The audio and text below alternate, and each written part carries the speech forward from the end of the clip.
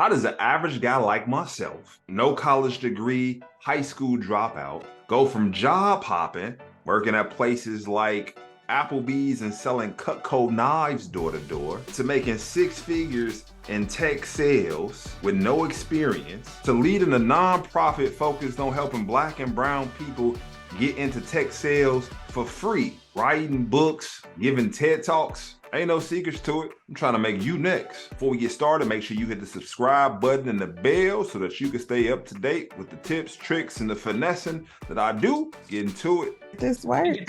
I'm gonna get this work. Be ready to get this work. Get this work. And get this work. Come get this work. You see, every day I'm helping people from diverse communities, Black, Indigenous people, training them on business development, how to sell themselves and how to make money so that they can put food on the table for their families, so that they can get into an industry that has been far from welcoming the tech industry. So that's me at Wrigley Field giving my first official TED Talk. And in it, I'll say some things that'll not only let you get to know me as a person, but it'll also help you in your journey and trying to get into tech sales. So I'm going to jump in and out to really break down to you some of the stuff that I'm talking about. I'm going to break down, if you're struggling, why that may be the case. I'm talking a little bit about paid boot camps, and I'm going to put you up on game to what most boot camps probably don't want you to know. So you're going to want to watch to the end. Make sure you don't miss a beat. Welcome to my TED Talk. You see, I lead a nonprofit organization called Rework Training that's helped hundreds of individuals go from making an average base salary of $8,000 annually to over $55,000 annually in the tech sales industry. Not only that, but I've helped plenty of tech companies have a real impact around diversity, equity, and inclusion by not just hiring people that look like me, but donating their time and talent to training individuals on how to sell themselves and make money. Yep, so I'm the first official nonprofit Tech Sales Bootcamp. And it honestly means two things. One, the money that I raise doesn't go to my pocket, my bottom line, but actually goes back into business to help more people get the training to get into tech sales.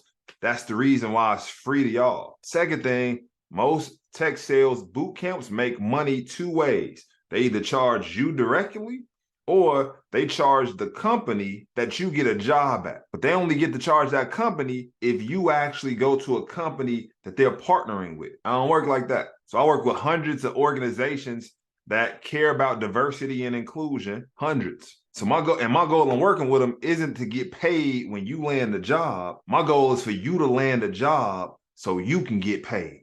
We have this fun statistic that we like to throw around at Rework that if you combine all of the salaries of the individuals that we've helped over the last few years, the total equals $9 million. It used to be $9 million. That was when I did this TED Talk. Now it's over $26 million and growing. That's $26 million of income that's going back into Black and brown community. That's $9 million going directly back into what some people like to label as underserved or underprivileged communities. But I'll tell you that being from one of those communities, we don't consider ourselves as under anything. More like overlooked and untapped. I hope y'all heard me on that. I hope y'all can feel me on that. There are plenty of organizations, plenty of individuals that have used the words underserved, underprivileged in reference not to the community, but in reference to actual individuals. I'm an underserved individual. I'm an underprivileged individual. That ain't the case. I don't got that kind of energy. I'm not under anything. And words are powerful. So the mentality and the energy that I bring to both my partners and the folks that I work with is that, man, you're not underserved or underprivileged. You're more like untapped, overlooked. Makes a huge difference. I'll tell you something else, that being here in this intersection of my life experience has drawn me to the conclusion that when you make technology companies as diverse as communities and you introduce business development to philanthropy, that you can empower people to close their own wage gap. I know because I'm one of those people. See, I grew up on the south side of Chicago in a low-income neighborhood called the Roseland neighborhood, where the per capita income is $17,000 annually for a family of four. Not only that, but I'm a high school dropout raised by a single-parent mother. I'm what some organizations would also like to label an at-risk youth. Man, I tell you, words are powerful. And again, I can't stress this enough, man. It's plenty of organizations that'll call you at risk, underserved, impoverished. I'm telling you, man, that's them words for the birds. And shout out to all my Chicago folks that's tuned in. Southside. But despite being given those labels, I always had aspirations of going into corporate America. There are plenty of diverse staffing agencies and paid boot camps. And while they're well-meaning, oftentimes they will leave an individual like myself in debt, upwards of $10,000 in order to help me to attempt to get me a job in the technology industry. I will be starting in debt before day one of work. So over the last 5 years since I've been around, I've seen plenty of different tech sales boot camps start up. I've also seen plenty of influencers sponsor and promote these tech sales bootcamp startups. I've also seen plenty of tech sales boot camps shut down. And so while there are plenty of articles that you can hit up Google and say tech sales boot camps, and you will come across websites that promote these different tech sales boot camps, but you got to be careful. In fact, let me show you something. So here's one of said articles that I mentioned, the 7 best tech sales boot camps. Article was published in 2022, right? And it will list a couple of different boot camps: Spireship, Elevate, Fuel, Sales Academy, High Rise. Pre-hired says that it's top rated. I'm actually going to stop here. Got a couple of other ones on this, but I'm actually going to stop here. At this top-rated boot camp called Pre-Hired. Let's do some research. So a quick Google search of pre-hired students will bring you to a nice Google listing of what is the controversy, what is the pre-hired controversy. Is pre-hired worth it? June 10th, 2022. Pre-hired website claims to offer training and mentoring. Jordan, their CEO, sued nearly 300 students. Washington State Attorney General sues deceptive tech sales training company. And basically the CEO of this tech sales bootcamp sued the students that he was supposedly helping. Again, man, do the research. That didn't work for me either. And so what I decided to do, I decided to go straight into corporate America, straight to corporate America Avenue. But that also presented its own challenges. You know, despite my neighborhood being only a 20-minute drive away from downtown Chicago, it felt like often taking an international flight to get to corporate America. Now, what do I mean by that? Well, anybody who's ever been to the airport, no doubt, has seen the signs in the airport that says you can't bring any food, beverages, plants, animals, or anything where you're from to where you're going. And it's as if corporate America told me you can't bring your mannerisms, your culture, how you talk, your friends, anything about you from where you're from into where you're coming to corporate America. And so instead of diversity and an inclusion, it felt like diversity and exclusion.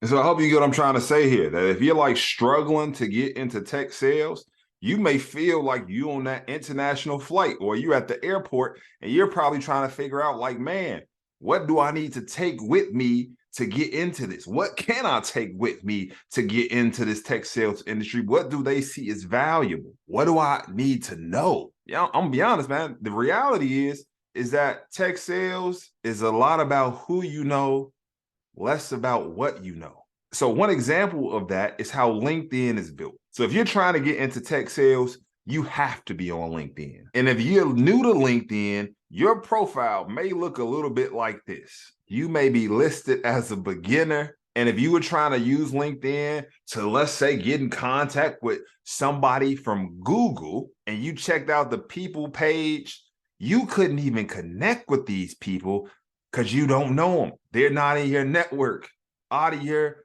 range. Because again, LinkedIn is one of those not what you know, but who you know type situations. I'll pick another company, DocuSign.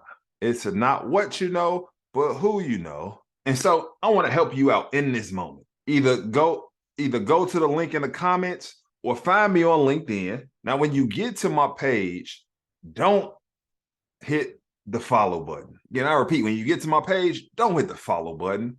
I want you to go to the more button and then hit connect. So after you hit the more button and you hit connect, not follow, I want you to make sure to leave a note. And in the note, I just want you to say, I subscribe to your YouTube and hit send. And because I'm connected to so many different individuals and so many different companies on LinkedIn, let me show you what being connected with me do for you. So now, if I go back to DocuSign, and I go look at the list of people and employees, I can now connect, being a newbie, with all these different individuals. Same thing with Google. You will see that so many different individuals open up just because you're connected with me. And while being connected with me won't instantly guarantee you a job, you're being smart out there, you're trying to do informational interviews, some research just to build your brand, tell you it'll get you a lot farther. So it's said that most people spend 2,000 hours a year at work as a full-time employee. Imagine how it feels to be excluded for 2,000 hours a year. Imagine what it feels like to try to fit in for 2,000 hours a year. I attempted it, but it led me to a very painful point of differentiation, but also to the point where I'm standing here in this intersection.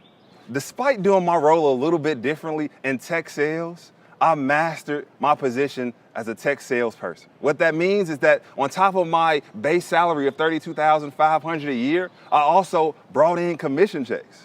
And those commission checks started to exceed upwards of $10,000 on a monthly basis.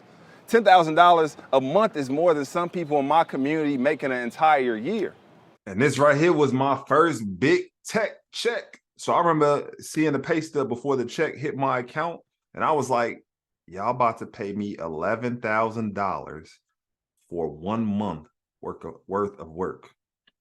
And I was just like, God dog, I got to do this again. After Groupon, I went to another tech company called Sprout Social. And again, the same thing. Like, man, the bands was coming in. So in a few minutes, I'm again tell you the biggest secret that most tech sales boot camps don't want you to know. Keep watching. But it also brought me two types of attention. You see, the company, they started to include me on things. They said, this guy knows how to make money. We have to ask him, how are you doing this? How are you speaking to customers? I was now included on everything. So I got a second type of attention from my friends and family. You see, I started dressing better and driving better and traveling different. And they would reach out to me and say, Shelton, what are you doing? Are you selling drugs? And I would say, no, I'm selling software. And they would often ask, like, help me out. Help me get a job in the tech industry like you.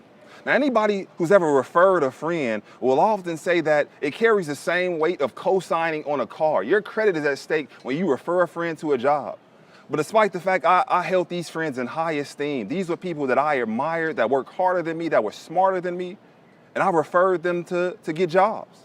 But unfortunately, every last one of them got declined. They got the email that said, unfortunately, we don't think that you are a good fit.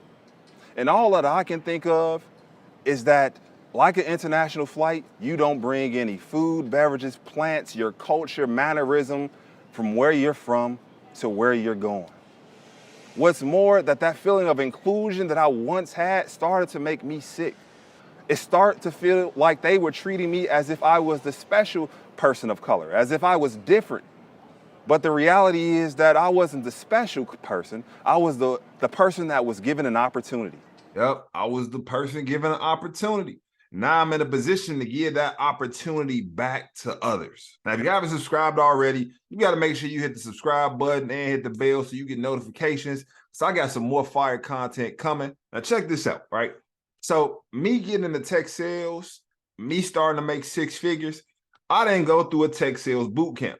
I literally went right into the tech industry. And before I got started hopping on the phones and reaching out to customers, before I got started, I went through 90 days of training. And in that 90 days of training, not only did it include the product training, but it also included the sales training.